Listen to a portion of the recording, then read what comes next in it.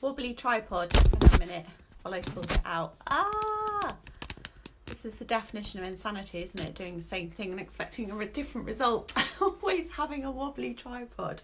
Good evening, ladies. My name is Stephanie. I am your coach, curator for this amazing community, Women Who Don't Drink. This community is for any woman that wants to change her relationship with alcohol, and that might be reduce, take a break, or stop. I personally would love it if you took a break. Basically, so you can see what it's like to experience life without you. And why wouldn't you want to do that? Why not? Like an experiment, just give it a go. So I like to pop in on a Thursday night at the moment. It's a Thursday night, 7:30 p.m. British time. It won't always be me, it might be someone else to tackle, deal with, speak about certain things that come up that are hopefully relevant for the group to help you on this journey of reducing, taking a break, or stopping your drinking, whatever that may be.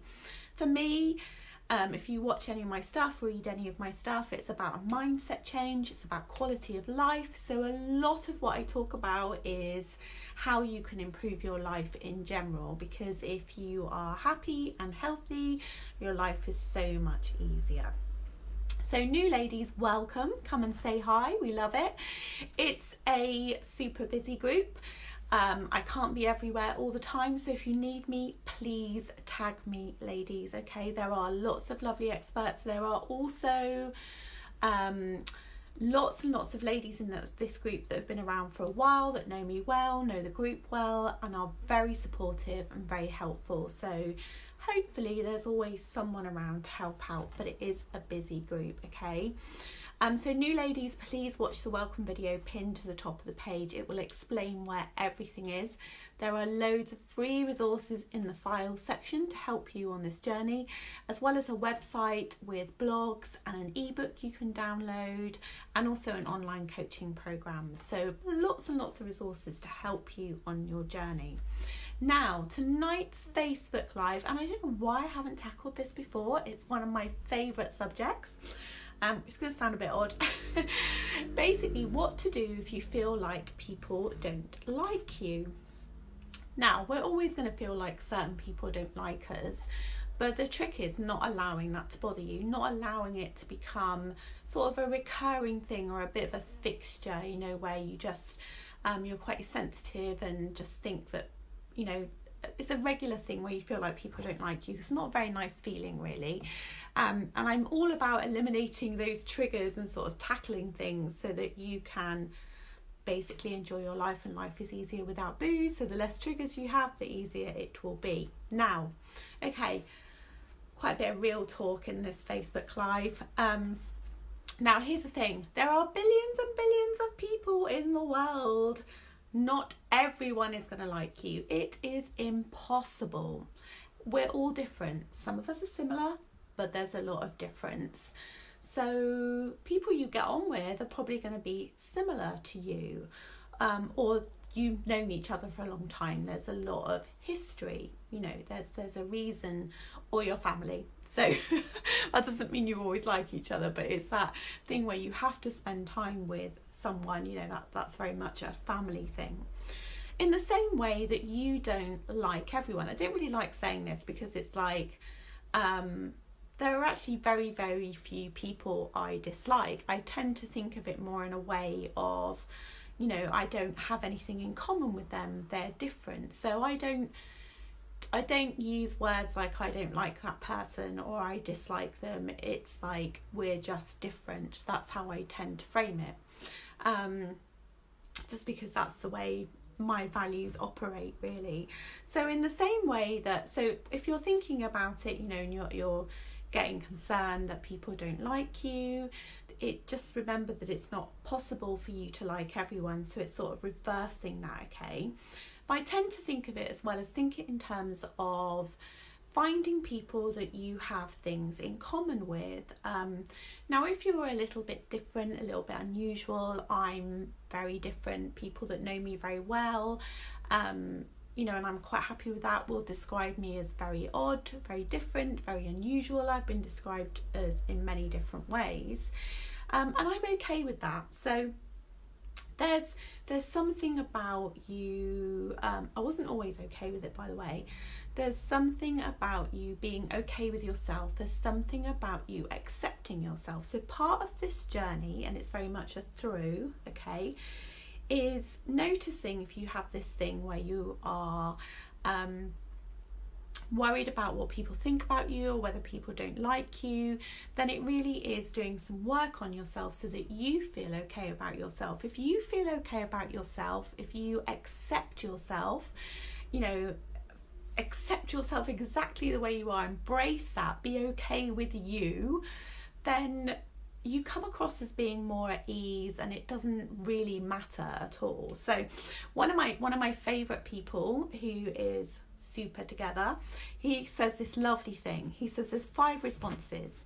Either people like you, they don't like you, they really like you, or they really don't like you, or they don't care either way. So everyone you meet, you're going to get those 5 responses, okay? So please remember this. Or I always say, when things get sensitive or things get difficult, it's really good to step back and see things from a different perspective. So from a different perspective, there's a lot of people, not everyone's going to like you, okay? And we can't get on with everyone. It's about seeking out people that we're similar to, people that we have a common ground with.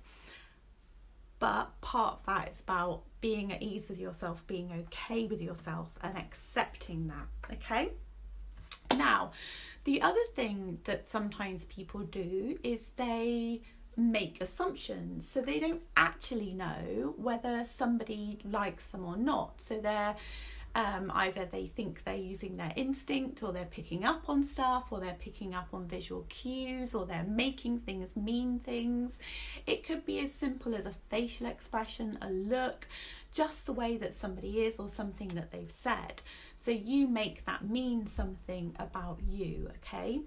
So if you're somebody that does this, please be aware of this, okay?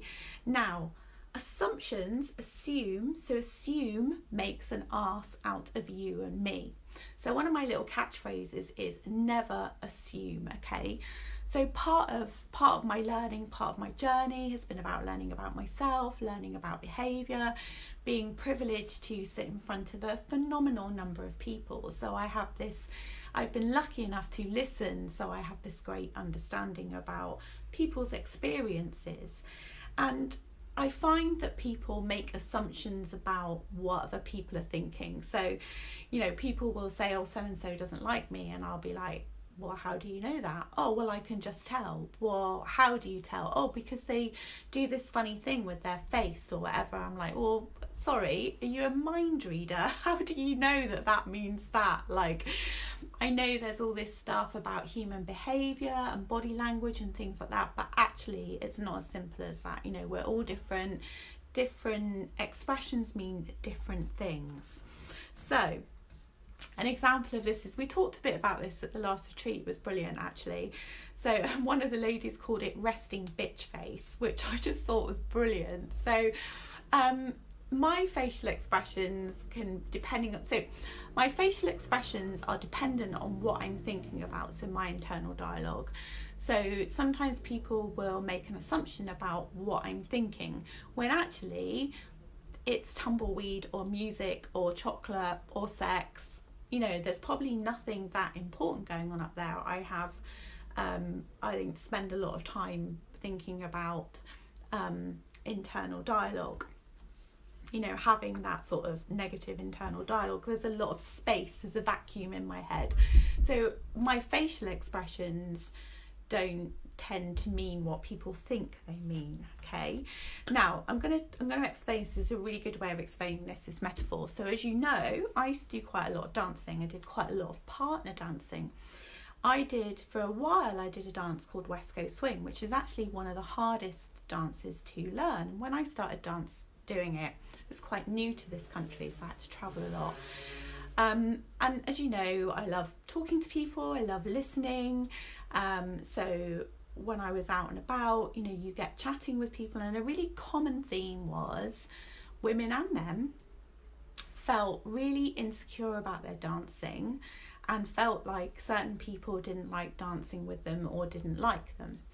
And when you sort of dug underneath that, you'd be like, well, how do you know that? What did they say? Well, they didn't say anything, and they had one dance with them and that was it. Well, dance etiquette is mostly that you dance once with someone. It's very rare that somebody will ask to dance with you again unless they fancy you or it was a really amazing dance. Sometimes you'll get a second dance, but most 80% of the time you're just going to have one dance with someone, and it doesn't mean anything. It might mean they want to go to the toilet or wash their hands, or they're hungry, or they're tired, you know. And actually what's really interesting about the British dance scene, because we're quite reserved, I'm generalising I know, is a lot of British people didn't say, that was a lovely dance, thank you very much for your time. Now, I made a point of doing that, but very, very few people did.